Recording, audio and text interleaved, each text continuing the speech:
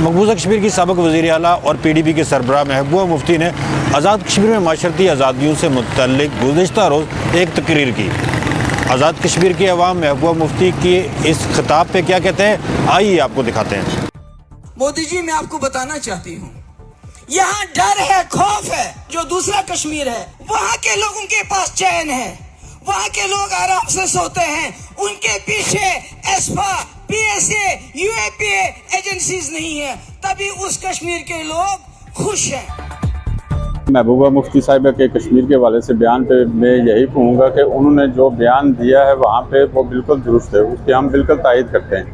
کیونکہ کشمیر وہاں کے اور یہاں کے حالات زمین آسمان کا فرق ہے۔ میں یہ سمجھتا ہوں کہ آزاد کشمیر کے اندر لوگوں کو ایک بہت بے شمار سہولیات میسر ہیں، لوگ آزادانہ طور پہ زندگی گزار رہے ہیں، اور محبوبہ مفتی کے اس بیان سے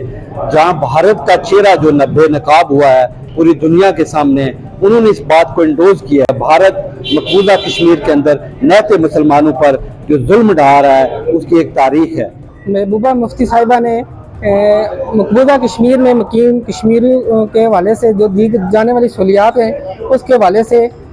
بھارت کا جو چہرہ ہے وہ بے نقاب کیا۔ سابق وزیر اعلیٰ محبوبہ مفتی نے کہا ہے کہ جو مقبوضہ کشمیر کے عوام ہیں وہ